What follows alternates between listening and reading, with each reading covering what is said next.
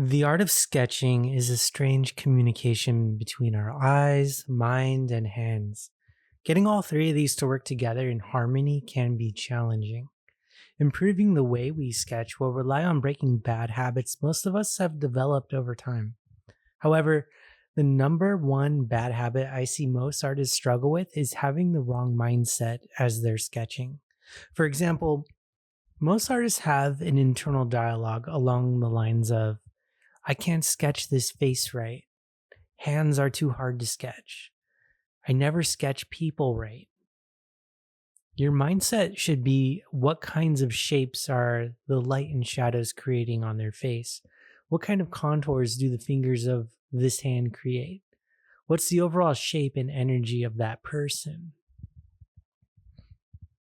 Right away, you'll notice the difference between these two mindsets. The first mindset is detrimental and limiting to your sketching, while the second mindset is more practical for creating sketches of anything. So, how do we break this critical mindset? The right mindset happens when you're running the right dialogue in your head as you're sketching, using the right keywords to make your observations more aligned with sketching. So instead of running the dialogue, faces are hard to sketch. Instead, think in more visually reaffirming words. Words that reaffirm what you're observing. More about the shapes, such as soft, jagged, long, rounded, curved. Once you let yourself think there is a right and wrong way to sketch, your sketches will resort to formulas, which I'm going to show you how to break away from. So answer this question. When you're sketching, do you look at your subject or paper more? If you look at your subject at least 80% of the time and your paper 20% of the time, your sketches will improve. This is something I want you to be aware of. Here's why. When you're spending a majority of your time looking at your sketch, that first overly critical mindset we talked about will start to take over your sketching. You'll end up judging and self-analyzing your sketches in the early stages, resulting in unfinished sketches and just overall sketches you're not proud of. The act of sketching can be broken down into three simple parts: looking at your subject, taking note of the shapes, contour, and form, holding what you observe in your mind, and sketching it. Look, hold, sketch. Notice there isn't anything about thinking. In these early stages, we're going to be focusing on training our minds to avoid critical dialogue.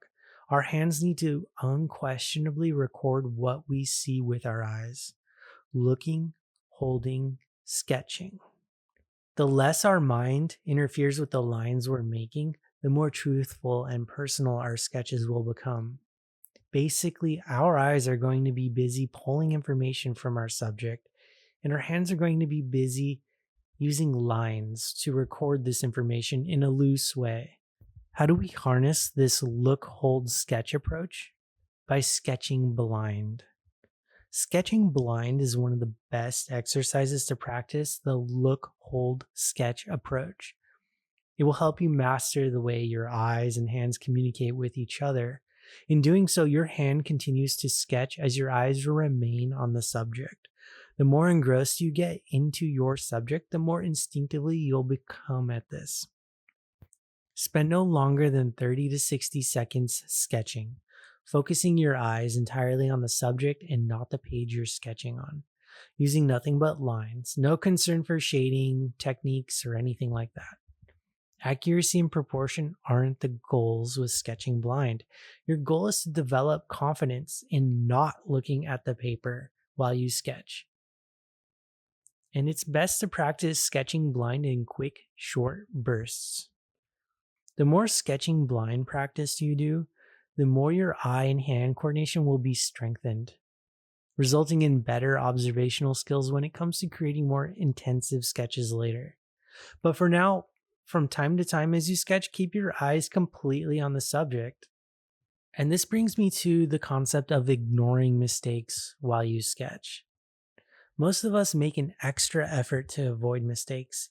I've seen beginning Sketching students who are so afraid of making mistakes, they sketch so light you can't even see their sketches on paper. For an artist, the fear of making mistakes isn't helpful. Trial and error are an important part of sketching. As you're sketching, you're looking, holding, and sketching. You essentially make lines based on the contours of your subject, but as your sketches take shape, inevitably distortions will occur. As this happens, it's okay to correct them as you go. Not with an eraser, but with more lines. This is called restating. Restating is where you sketch more accurate lines next to the ones you aren't happy with. They're also known as thought lines. Why is restating valuable? It will prevent you from focusing too much on your paper as you sketch.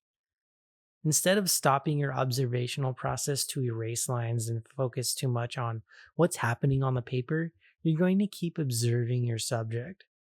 Your sketches will look and feel more energetic and alive. They'll look like confident sketches. Your sketches will become more interesting to look at because it's showing your real thought process. Keep laying down the lines on the paper and on top of each sketch. Keep exploring your subject on a single piece of paper. All the restatements that make up a sketch are the signature of your sketches. It's what makes your sketches uniquely yours. It's a visual recording of your feeling out the forms, searching for shapes, capturing contours, and openly sharing your adjustments and corrections with your viewers. So rather than erase your errors or distortions, sketch the new lines alongside the old ones and never erase. The more you sketch, the more often you get caught up between two worlds, what you see and what you know. Remember, we should be looking at our subjects 80% of the time and at our paper 20% of the time. The root of sketching is recording what we see from observations in the real world. The core of observation is about capturing the richness and variety of our visual experiences. Sketching with 100% confidence and trust from the information we gather with our eyes. Taking and copying what we observe in the real world and not pulling from what we have stored in our mind. This is essentially what you need to do when you create natural and lifelike sketches. Even if we're sketching from our imaginations, we can still use observation as a anchor. More often than not, you'll hear the question, or maybe you've questioned yourself, can you sketch hands? Can you sketch animals? Can you sketch people? I'm not good at sketching faces. All these sorts of dialogues. And the truth is, we don't sketch things. There's no language of things. Sketching is a language of lines, a language we use to capture shapes created by form, light, space, and shadow. Forget about rules of perspective, measurement, and foreshortening. Knowing how to see comes first. All of these other rules are just a natural side effect of knowing how to see and speak the language of sketching. Instead of a language made up of words, it's a language made up of lines. If you find yourself getting caught up in the rules and they end up constricting your sketches, ditch the rules. Focus on seeing first. Curiosity and exploration are the foundation of seeing. I want you to look at your subjects as if you're looking at them for the first time in your life. Don't assume anything about how it should look. For example, a lot of my beginning students in life drawing will sketch female models as if they're drawing some sort of superhero femme fatale, making the mistake of sketching the idea of what a female should look like in their head. Instead of sketching what they're actually seeing from the model, they're ignoring a wealth of unique attributes, characteristics, and personal quirks of the model, resulting in a sketch of an idea and not what's right in front of them. If you ever feel stuck at any part of your sketching process, just ask yourself, what do I see? Take a moment to pause. It sounds too simple to be effective, but it's one of the most effective tactics for creating interesting sketches. Taking a moment to pause and really look at what you're drawing. Learn to concentrate on your subject rather than your sketch, or else you'll fall back on sketch sketching in a formula from your head instead of what you see. We carry around with us a mental bank of images we've collected throughout our lives, a library of images of how we think they're supposed to look. We easily imagine what lips or eyes look like, when in reality, no two look similar. They're all unique and different. We feel the images in our mental bank are exact representations, but don't be fooled. When you try to sketch from your head, you'll quickly realize you don't have enough vital information about shape, proportion, contour, or texture, or how light is uniquely hitting those objects you're trying to draw. We shouldn't rely on our minds to store all of this interesting information, anyways. The art of seeing is a job for our eyes, observing all the interesting things like light, shadow, imperfections, characteristics, and more. Our eyes are the only things that can provide us with this information. Our minds are inadequate when compared to the richness of details in a visual experience based in real observation. The shapes, tones, and textures needed to sketch convincing objects are conveyed by the eyes. Try to break old seeing habits by assuming nothing about your subject. Look at your subject with less logic and more curiosity. Sketching is an exploration. Override your mental library of images and look at the subject. Be inquisitive as you're sketching. Shift away from sketching things you know. Move into the realms of observing and recording shape, light, and shadow and form. Capturing these individual and unique qualities of your subject will give your sketches a new depth. Now, I'm going to share the most impactful observation strategy that helped me free up how I drew. When I share this with my students in a classroom setting and they practice it for a few hours, their sketches do a complete 180 for the better. The sketches they create at the end of the class look way more interesting and confident than the sketches they did at the beginning of the class. It's understanding the language of shapes. Sketching shapes is easier than sketching things. The beauty of focusing on shapes is that it bypasses conscious thinking and the critical mindset we mentioned earlier. Rather than thinking, I can't sketch faces, you're instead adopting a perspective of, does the shape of the shadow under the lips taper in or out? How does the overall shape of the shadow on the side of the face compare to the shape of the model's long hair? Do you see how the language of shapes, such as square, tapered, rounded, takes us out of the language of things, faces, hands, horses? It's almost like a magic trick. The more we focus on the language of shapes as we observe and sketch, our sketches end up looking like the things we wanted them to. We didn't have to spend years studying anatomy. We didn't have to spend thousands of hours drawing certain animals so that we understand how they move. By just focusing on sketching shapes created by the shadows, that's why it really doesn't matter what we sketch. When we learn to see things in terms of their shapes, we can sketch anything: people, buildings, plants, humans, animals. All of these subjects are treated equally. We can break down what we see into simple shapes and sketch them. I've put together 3 quick hacks to help you focus on shapes as you're sketching. First, sketch the largest shapes first, then the smallest. The hardest thing to do is start a sketch, especially when you're staring at a blank sheet of paper. All you have to do is start. And the easiest way to start a sketch is to focus on being general rather than being specific. In other words, start your sketches with the largest shape you see first. And this could be a large shadow. It could be the largest part of how light hits a face. It really depends on what you're looking at, but try to look for the largest form first. Ignore all the details, and sometimes you can even get away with drawing just the outer silhouette of what you're looking at. Even if you're looking at multiple subjects, for example, a crowd of people, Everyone together may make one large shape that you can start your sketch with. You'll use this first general shape to help you lay down your more supporting shapes. Which brings me to the second hack. Look for supporting shapes, including highlights, shadows, reflections, patterns, other smaller forms. This second hack allows for more fun exploration.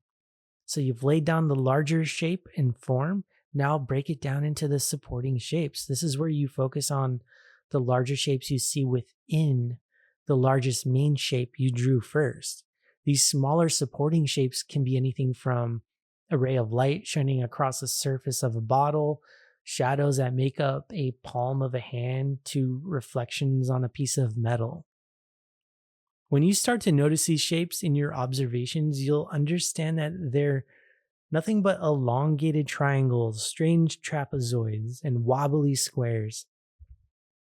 Assembling these smaller, unique shapes together in your sketches will enhance your work as a whole. Often, what makes a sketch interesting to look at is how the artist captured and interpreted the supporting shapes in the sketch. And the third hack I have is when you see a trapped shape, sketch it. Sometimes as you're looking at a subject, you'll notice shapes created by the negative space between objects.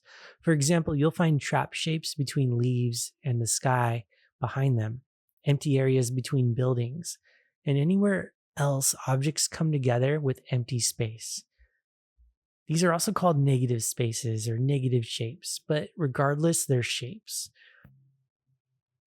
Start to develop a habit of sketching both shapes and trapped shapes, going back and forth between them as you observe and sketch. Now, here are some key points from this lesson. We have to get rid of our critical mindsets and replace them with constructive thinking, running more observational keywords through our mind as we sketch to help us focus on what we're observing.